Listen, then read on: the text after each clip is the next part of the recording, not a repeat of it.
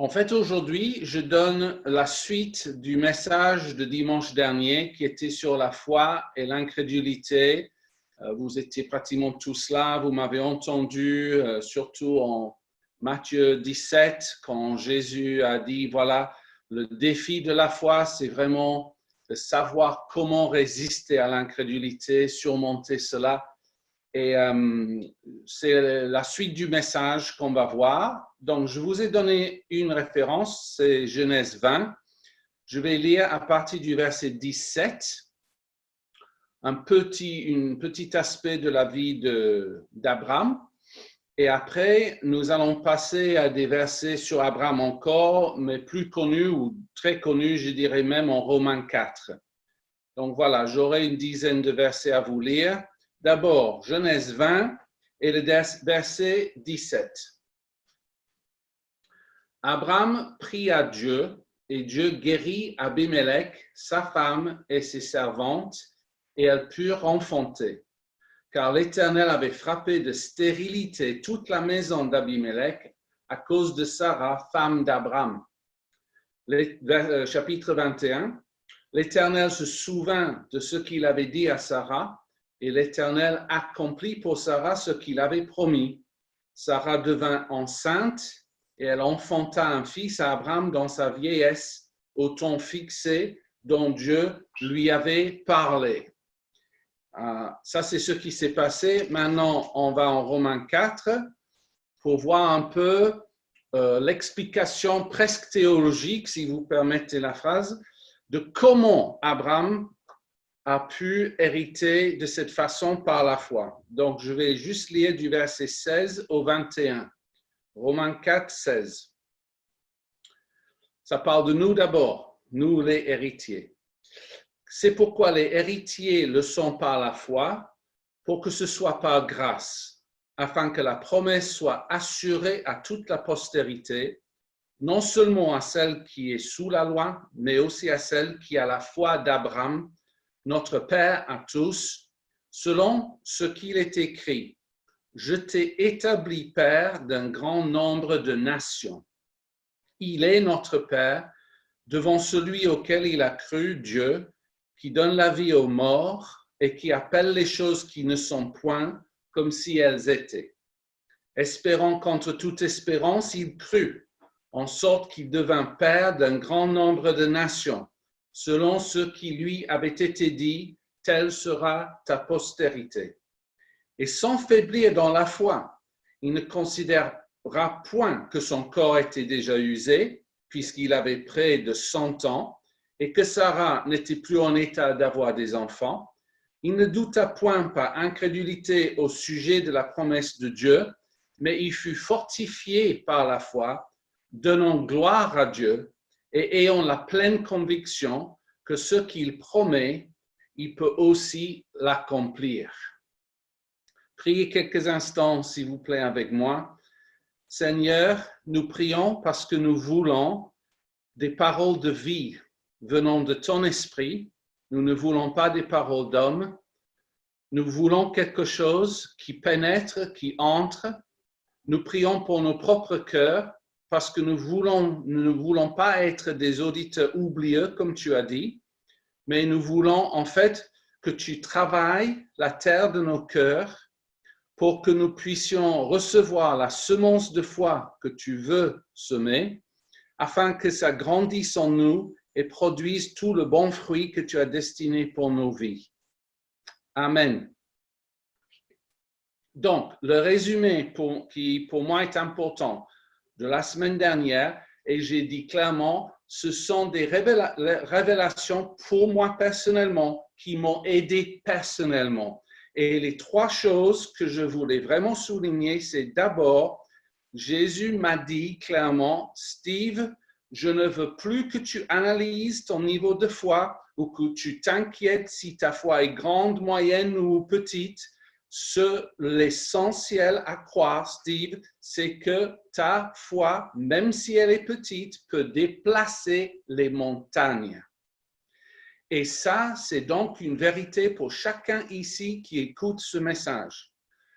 Si tu es sauvé, c'est que tu as une foi dans ton cœur. il ne faut pas analyser ça plus loin. Même si tu estimes que c'est tout petit, Jésus dit, ça suffit pour déplacer la montagne de ta situation, peu importe laquelle. Donc, ça, c'est le premier encouragement. Bon, du moins, ça m'a encouragé. Deuxièmement, Jésus m'a montré qu'en fait, j'ai envie de dire peut-être le plus grand ennemi de ma foi, c'est l'incrédulité. Et si vous vous souvenez, j'ai dit que ça peut venir de 3 endroits. Je vais développer un tout petit peu parce que j'ai dit que ça peut venir de l'ignorance, ça c'est clair. J'ai dit après que ça peut venir des fausses croyances, mais je veux ajouter un détail. Et c'est que les fausses croyances peuvent souvent venir des choses que nous avons mal vécues dans le passé. Ça, c'est quelque chose où je vous demande de réfléchir. Parce que souvent, l'ennemi se sert des déceptions, des prières non exaucées, des choses, des moments où on espérait vivre telle chose et on ne l'a pas vu, on ne l'a pas vécu. Et en fait, il se sert de cela pour créer cette incrédulité qui est simple à comprendre. C'est-à-dire, ça n'a pas marché avant, pourquoi ça marcherait maintenant? Et il y a des chrétiens qui sont absolument liés et dans des chaînes du passé parce qu'ils n'ont pas appris comment régler des déceptions du passé afin de mettre leur foi de nouveau dans le Seigneur. Et ça, c'est quelque chose qu'on va voir aujourd'hui même. OK? Et j'ai dit la troisième chose, c'est le côté charnel. C'est-à-dire que si on vit notre vie uniquement basée sur nos 5 sens, et je croirais si je vois, etc., et on vit tout à l'envers. Paul va dire en 2 Corinthiens 5, 7, nous marchons par la foi et non par la vue. Ça, c'est la nouvelle naissance qui fait que maintenant, ton esprit est éveillé et tu reçois des choses de Dieu en esprit. Le miracle commence dans ton esprit et se concrétise après. Et donc, c'est apprendre à ne pas être guidé purement humainement, charnellement, à être guidé par l'esprit vers les œuvres que Dieu a pour nous. OK. Troisième et dernier point de résumé, Jésus nous a donné une solution. Je ne dis pas que c'est la seule solution à l'incrédulité, mais honnêtement, c'est le gros parti, c'est vraiment l'essentiel pour moi. Et il dit l'incrédulité quitte nos vies par le jeûne et la prière. Ce n'est pas que par le jeûne. La prière nous pousse à aller évidemment vers Dieu. On a un discours très honnête avec lui. Il y a un processus de guérison qui peut se faire dans la prière, mais quand on ajoute le jeûne, en fait, on fortifie nos esprits et on affaiblit la chair. Et c'est ça que Dieu veut pour que l'esprit prenne de l'avant. Et si vous avez cru cela, je vais vous dire, si vous avez entendu ce message il y a une semaine, dimanche dernier, et que vous m'avez cru, l'évidence est simple. Ceux qui ont cru ont jeûné. Ceux qui n'ont pas cru n'ont pas jeûné. Et moi, je ne veux pas que vous leviez la main, restez comme vous êtes. Mais j'ai jeûné cette semaine. Pas toute la semaine. Mais qui parmi nous ne peut pas jeûner un repas? Enfin, on peut tous commencer quelque part. Et il ne faut pas raisonner, je ne peux pas faire ça. Ça, c'est malhonnête. Si, mais l'enjeu devient, est-ce que je crois que quand Jésus dit l'incrédulité sort par le jeûne et la prière, est-ce que je crois que c'est vrai? Et si tu crois, tu vas faire et tu verras. C'est comme ça que ça marche. OK. Donc, aujourd'hui, je veux renforcer ce message ou plus, en fait, ce que je fais, je prends la vie d'Abraham et je vous le présente comme un modèle de ces principes que Jésus nous a enseignés. C'est pour voir, alors, à quoi ça ressemble et quelles sont les étapes par lesquelles Abraham est passé, les points à retenir, etc., à faire dans nos propres vies. Donc, le contexte, je remonte en Genèse 20 là. Le contexte, parce que je n'ai pas eu le temps de le lire, c'est que déjà, alors, quand je parle de l'âge d'Abraham, il faut quand même se rendre compte qu'à son époque, les gens vivaient plus longtemps.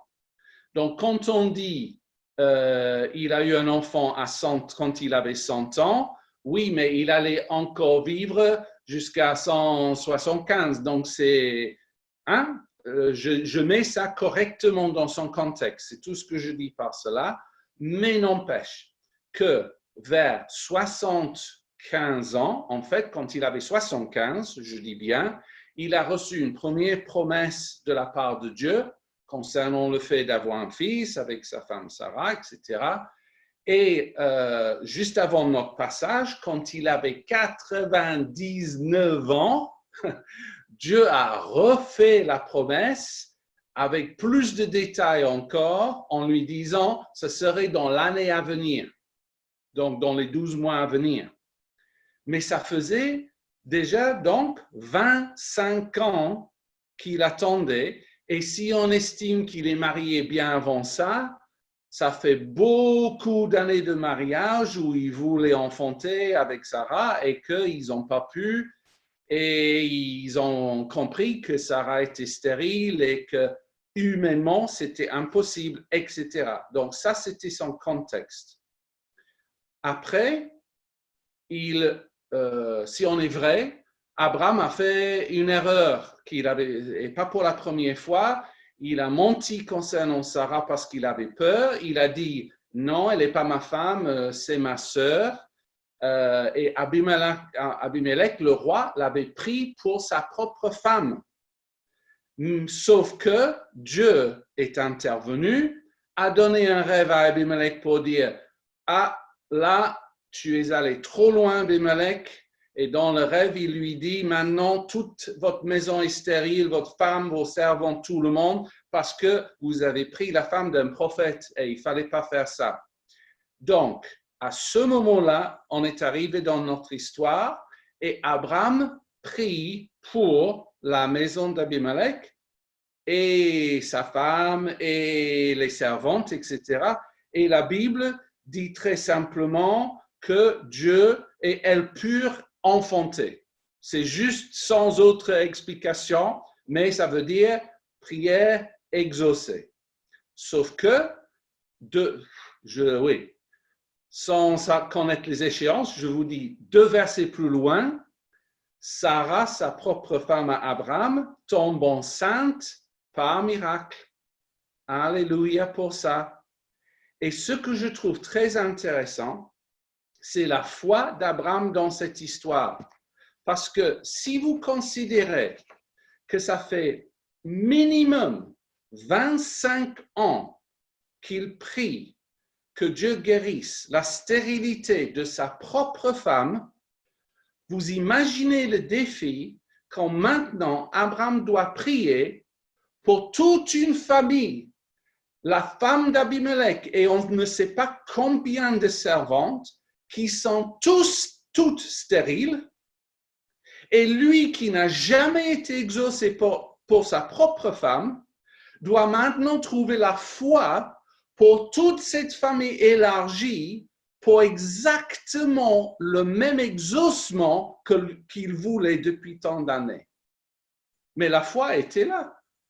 Abraham n'a pas faibli dans sa foi. Il avait la capacité spirituelle, on va dire, de dire oui Seigneur, je vais prier dans ce sens, tu vas les guérir, alléluia.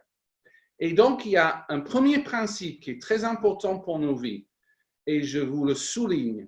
Si tu veux vraiment vivre une percée dans un certain domaine, peu importe, je veux être guéri, je veux un emploi parce que je suis au chômage, je veux changer de maison, enfin, peu importe, une chose qui est puissante devant Dieu, c'est de prier pour les autres personnes qui sont dans la même situation que toi.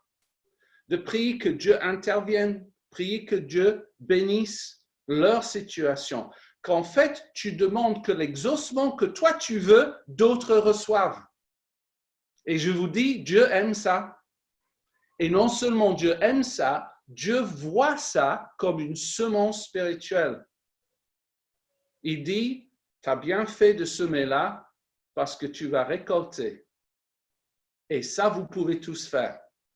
Mais la deuxième chose qui est intéressante, alors c'est un peu technique, mais c'est un détail où je m'interroge, c'est que au moment où Abraham a prié, techniquement, on va dire, ou légalement dans la situation, Abimelech avait déjà pris Sarah, femme d'Abraham, avait déjà pris Sarah pour sa propre femme. Après, qu'est-ce que Abraham avait prié? Il a dit, Seigneur, je prie que tu guérisses toute la maison d'Abimelech et sa femme et ses servantes. Est-ce que Dieu a pris cette prière d'Abraham et a dit, OK, Abraham, je vais te donner un exaucement inattendu parce que techniquement, Sarah est maintenant la femme d'Abimelech et je vais exaucer ta prière pour elle. Alors, je ne pense pas qu'Abraham avait ça en tête.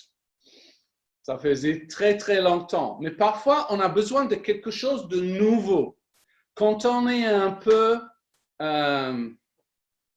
frustré et incrédule avec une certaine façon de prier, Dieu a cette capacité de dire, ah bah tu vas prier autrement alors.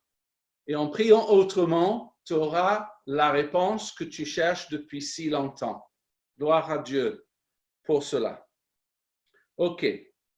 Allez en Romains 4 de nouveau, où vous y êtes déjà, parce que maintenant, je veux vous donner les 4 principes et je vais les simplifier. Vous êtes tous capables de mettre ces principes en pratique. C'est globalement, c'est pas compliqué, c'est comment est-ce que Abraham a pu vaincre par la foi et ne pas céder à l'incrédulité. Comment est-ce qu'il a pu résister pendant minimum 25 ans, malgré, etc., pour finir par obtenir le désir de son cœur.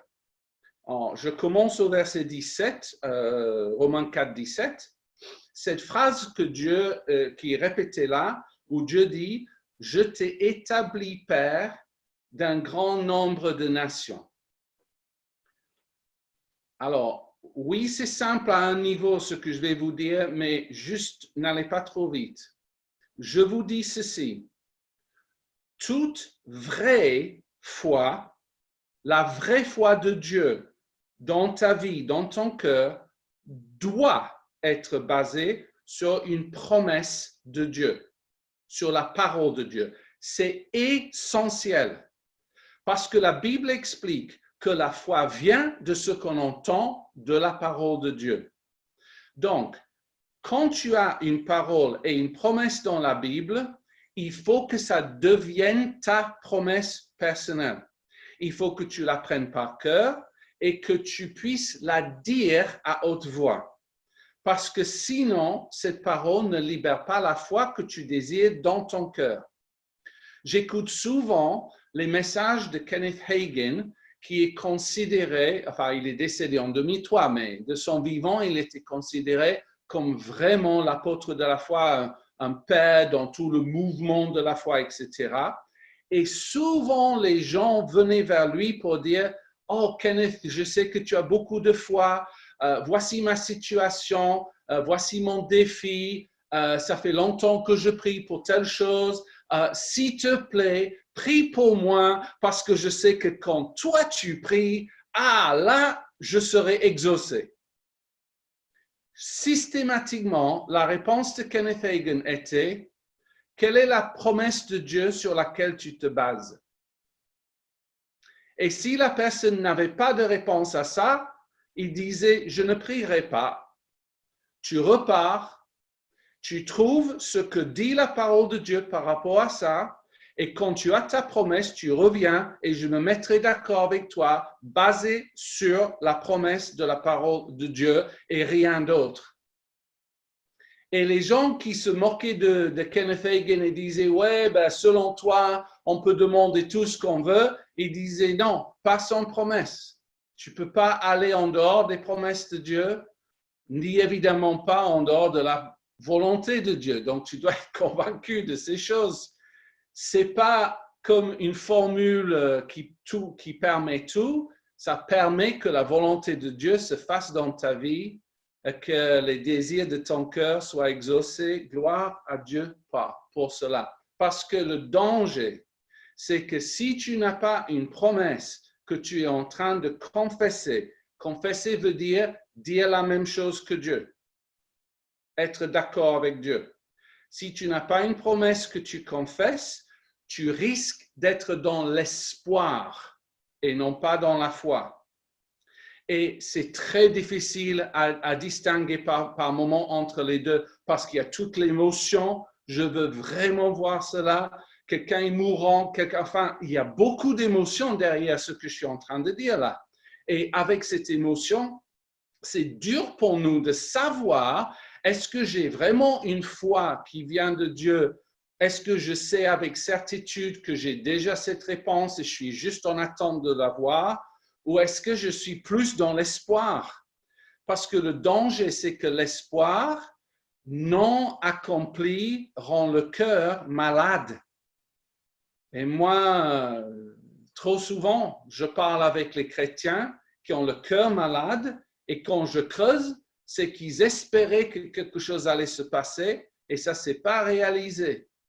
Et ils n'ont pas su gérer et donc ils ont un cœur malade aujourd'hui qui a du mal à refaire confiance à Dieu. Par contre, c'est comme un sauvegarde que je vous donne pour tout grand désir de ton cœur. Cherche une promesse de la parole, tu es sur terrain solide. C'est ça que je veux pour ta vie. OK, numéro 2 sur 4. Abraham, selon ce passage, savait quelque chose concernant Dieu. Il comprenait quelque chose du caractère de Dieu, de la nature même de Dieu. C'est ceci, que Dieu appelle les choses qui ne sont pas comme si elles étaient. Et encore une fois, si je parle de Kenneth Hagin, parfois les gens lui disaient, mais ta foi n'est pas réaliste. Toi, tu dis que tu peux croire pour enfin peu importe les grandes choses. Et c'est comme si tu dis aux chrétiens qu'ils ont carte blanche et qu'ils ne doivent pas regarder en face leur situation. Et Kenneth Hagin enseignait, non, il faut que tu restes dans la réalité. Donc, en fait, ce que je vais faire maintenant, je vais vous dire ce que la foi n'est pas. OK? Abraham n'a jamais dit, j'ai un fils de Sarah. J'ai un fils, je confesse, j'ai un fils, je déclare, j'ai un fils, parce qu'il n'avait pas de fils devant lui. Ou pour être plus clair, il n'a jamais dit, ma femme n'est pas stérile, ma femme n'est pas stérile, je déclare, ma femme n'est pas stérile. Non, non, il ne déclarait pas. Il disait, Seigneur, j'ai vraiment mal au cœur. Mon cœur est blessé parce que ma femme est stérile. Il était honnête avec Dieu. La réponse de Dieu était de dire, je sais, mais je vais te donner une promesse concernant ta femme et je vais te demander de te focaliser sur cette promesse parce que je te dis ceci et je te dis cela. Et donc, on reste vrai avec nos circonstances, mais on se focalise sur le potentiel de Dieu qui est au-delà de ces circonstances. Alors, je vais vous donner un exemple qui est vraiment un peu simpliste de cette semaine, mais c'est quelque chose que je viens de vivre. Je sais que parfois on est face à des situations beaucoup plus importantes que ce que je vais vous dire. Essayez juste de comprendre le principe. Cette semaine, on avait nos petits-enfants, donc Sarah et Ellie, 2 jours. Et j'avais dit à Sarah, qui a 4 ans, écoute, je vais t'apprendre à monter à vélo sans je pense qu'on dit les stabilisateurs, les 2 petits trous de chaque côté. Et le vendredi, on est descendu, on les a enlevés Et on a commencé à faire des essais juste devant chez nous, ici à Montrouge. Et la vérité, c'est que Sarah avait peur, Sarah n'avait pas confiance en elle, Sarah avait tombé dans le passé, donc elle n'avait pas trop envie de recommencer. Et surtout, Sarah disait, je n'arrive pas, je ne sais pas faire, pas tout en anglais, mais je n'arriverai pas. Et tout son discours, je dis au début, était très négatif par rapport à cette aventure de monter à vélo. Voilà, ce sont des petites rues de secours. Et à un moment donné, après peut-être un quart d'heure, j'ai dit, Sarah, on va juste s'arrêter quelques instants parce qu'elle m'appelle Dada, ok? Grand-père, voilà, il a quelque chose d'important à te dire. Sarah, si tu continues à dire ce que tu ne peux pas faire, en fait, ça t'empêche de le faire. Donc, ce que nous devons faire maintenant, c'est nous devons parler de ce qui est possible. Et tu vas devoir dire ceci. Et je lui ai donné la phrase suivante.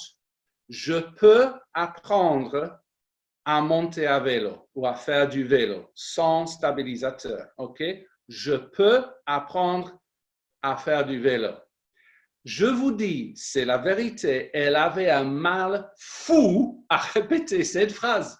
Je ne sais pas le dire, je ne sais pas parler, je sais. Enfin, c'était incroyable. J'ai patienté, j'ai dit OK, on prend le temps, je répète juste la première phrase, je peux apprendre, je peux apprendre à faire du vélo, à faire du vélo. Et puis on met ensemble, je peux apprendre à faire du vélo, puis elle a sorti la phrase et je suis devant Dieu. Elle s'est remise en selle, elle est partie, je ne croyais pas les yeux. Mais incroyable.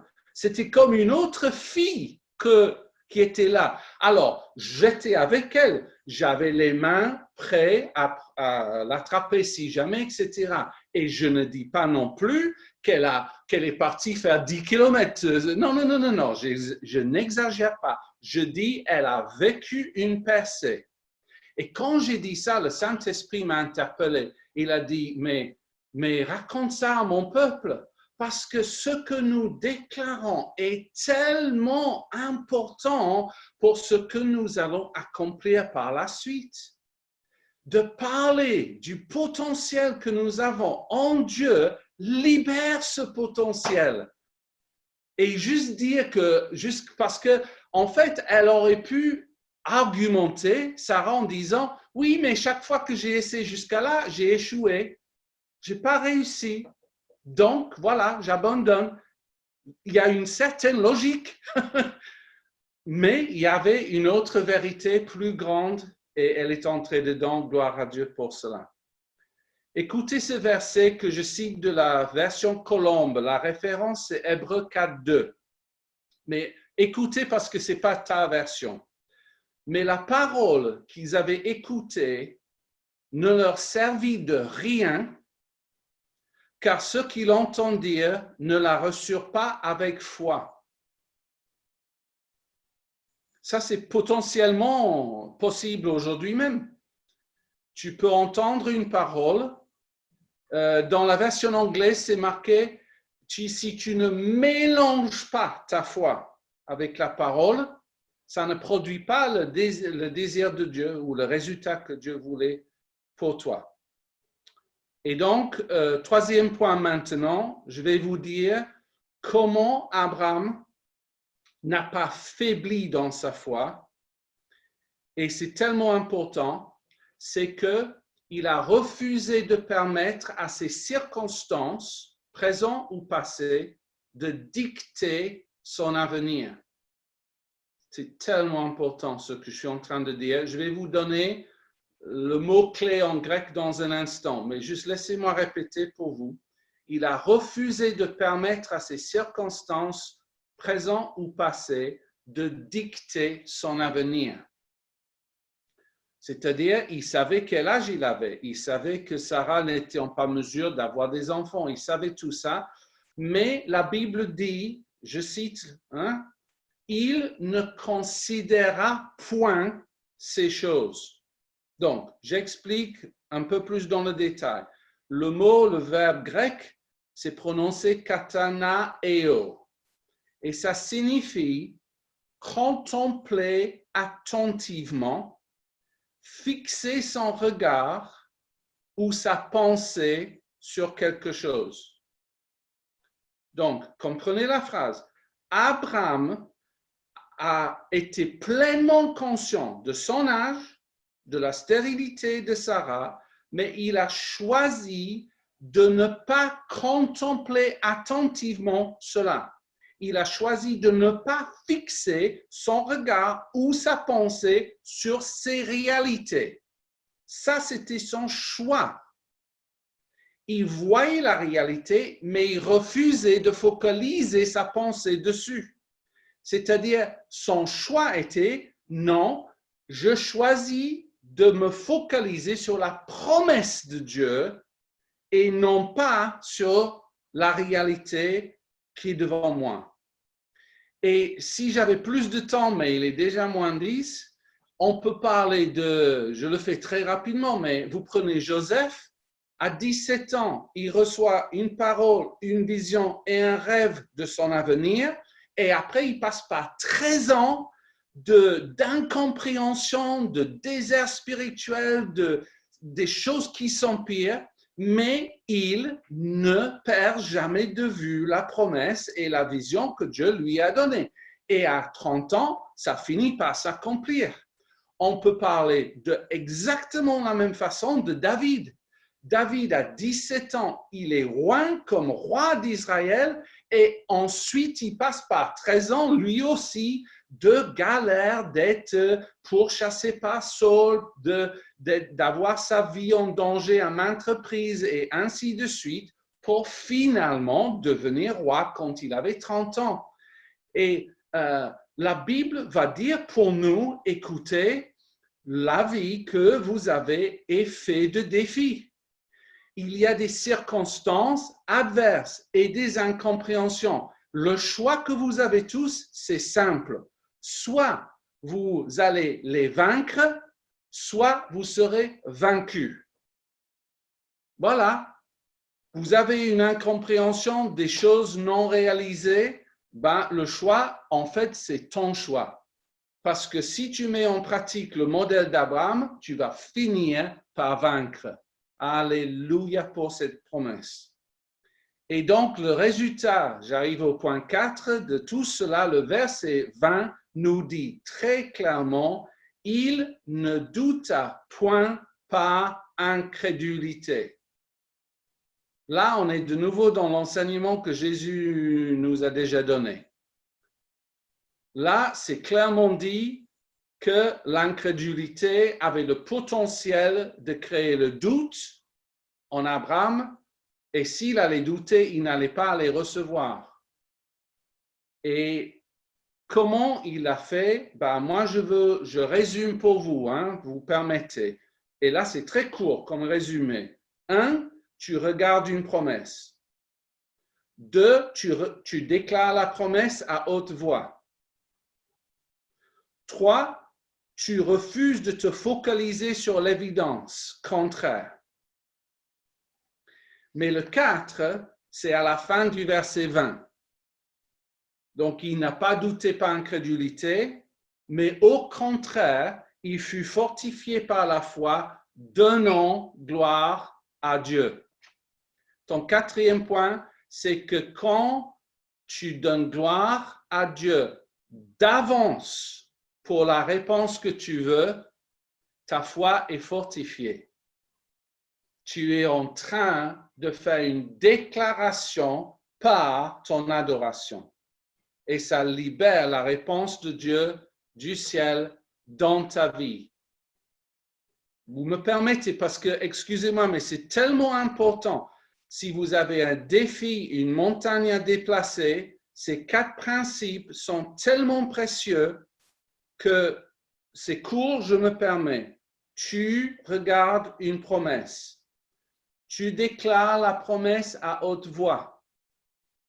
Tu refuses de te focaliser sur l'évidence contraire et tu donnes gloire à Dieu avant de voir ton miracle. La Bible dit, Abraham est notre père dans la foi. Ça veut dire il est un modèle pour nous que Dieu nous a donné. Il faut qu'on regarde. Il faut qu'on apprenne de notre père spirituel, Abraham. C'est absolument essentiel. Et donc, pour vous tous, et là je termine, je vous propose de faire deux choses concrètement cette semaine pour que ces vérités fassent partie de vos vies. Première chose, s'il vous plaît, demande à Dieu de te montrer une promesse dans sa parole concernant ta situation, ton défi, voilà, ta montagne. Va creuser, demande à l'esprit. Il y a différentes façons de regarder, il y a des concordances, voilà. Mais cherche, parce que si je fais tout pour vous, c'est pas bon. Je veux que vous développiez des muscles en cherchant. Et donc, vous allez trouver. Et je vous recommande, comme Jésus a recommandé aux disciples de rester à Jérusalem, moi je vous recommande de jeûner au moins un repas cette semaine. C'est pas grand-chose. Et c'est pas un ordre non plus. OK? Mais parce que si tu fais cela, c'est-à-dire que tu vas te focaliser sur la promesse. C'est le but.